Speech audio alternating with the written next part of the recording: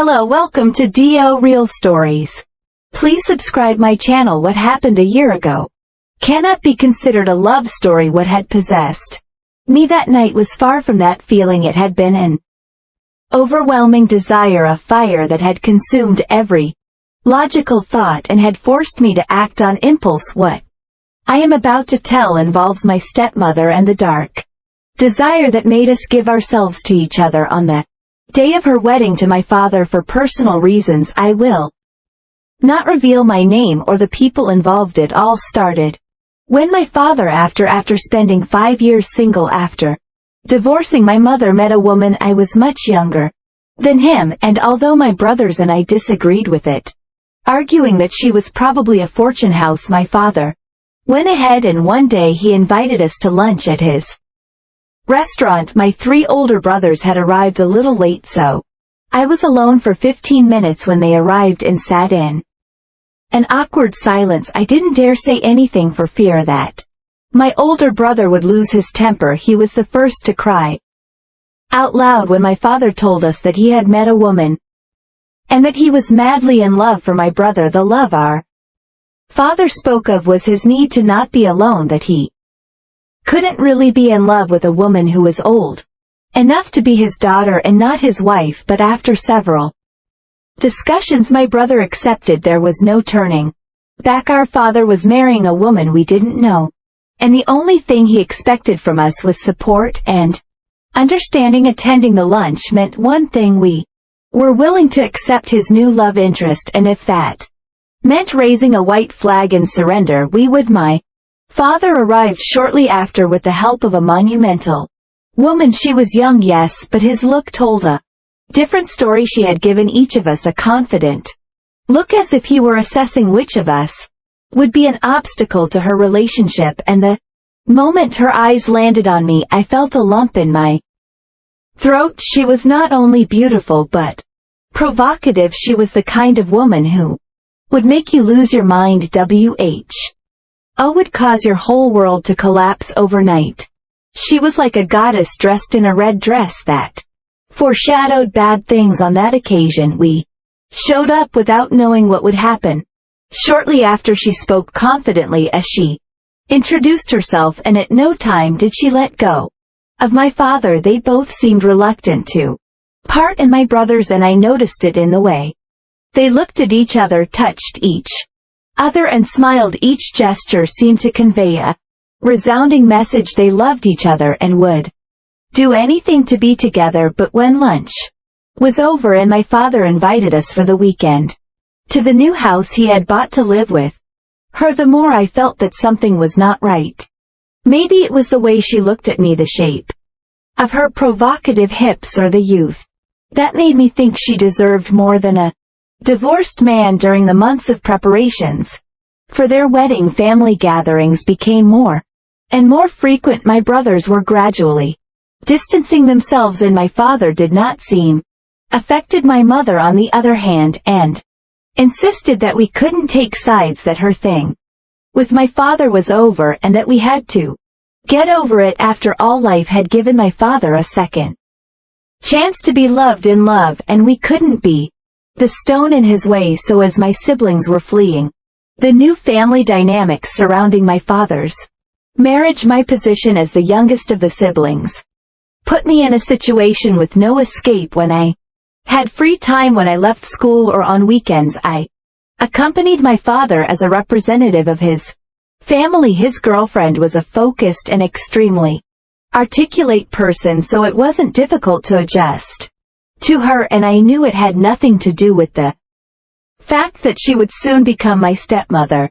I knew it was because of his attractiveness, the way he smiled at me, and the small age difference we had. She was only a year older than my older brother, which made her approachable. The months passed between preparations, uncomfortable family gathering, and exams. Lately, I didn't have time for anything, only to study and wait for the next family gathering that I would be involved in, so as not to make my father feel bad. It was during that period of time that my future stepmother became the protagonist of my dreams. In them she was Mine, she was the owner of my thoughts and my body, and I was the only one who had the privilege of proclaiming her as mine, of possessing her at night when I fell into a deep sleep. I was transported to a world where the groom was me and not my father. In those worlds he would take her hand, kiss the corner of her mouth like a man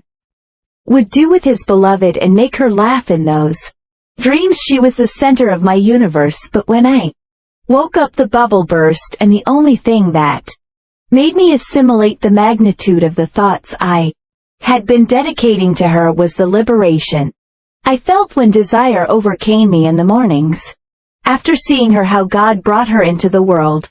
In my dreams now, my future stepmother not only came to my mind during dreams, but in those moments when desire clouded my mind. During those moments she had that raw emotion in her eyes. When her eyes landed on mine, at first I thought it was out of curiosity, then I thought it was because of the resemblance I had to my father. Of all my brothers, I was the only one who had characteristic features of him, so the idea didn't seem crazy to me. It wasn't until one day I accidentally stumbled upon it that I ended up discarding all those ideas. I had arrived at my father's house and went up the stairs to go to the room he had prepared for me, and as I was crossing a corner of the hallway, I bumped into my stepmother. From the impact she fell forward, and I instinctively held her against me for support. "Are you okay?" I asked her, embarrassed. She nodded and slowly sat up. However, his hands lingered longer than necessary on my chest, and before leaving completely they went down to my stomach in a strange care rest that left me paralyzed. "You eat exercise a lot," she said, looking at my body. "Not so much," I dismissed, and she smiled in response. "Are you being modest?" she said with a much wider smile. "Of your brothers, you are the one who looks like a retaining wall." The joking tone made me relax, so I didn't hesitate to play along. "I guess someone in the family had to raise the bar, don't you think?" I said in the middle of a laugh, but suddenly the atmosphere around us changed.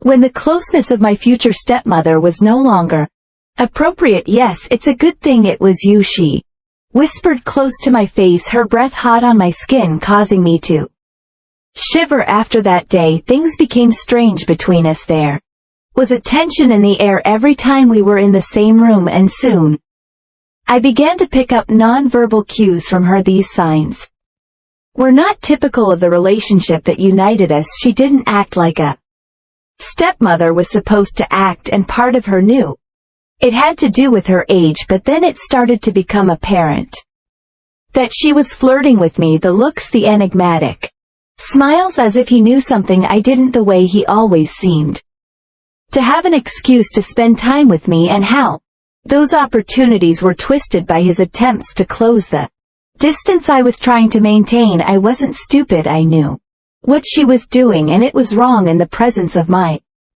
father or brothers, my stepmother acted like a white sheep. She was sweet, assertive, and calm. I always had a gray opinion when the debates between my brothers and my father went from white to black, but then when she and I were there, the innocent sheep costume was replaced by that of a ferocious wolf. She became irreverent, biting, and flirtatious, and after realizing that this change only occurred when we were alone, I began to think that if I didn't put a boundary between the two of us, I would soon become his prey. With each interaction, between heated glances and easy smiles, the thoughts I had about her began to take over my mind. At the least expected moments, when I shared NCH with my father and her, I had to concentrate so as not to look like a hungry animal salivating over everything she did. Every time he slowly brought the glass to her lips, as if she wanted to prolong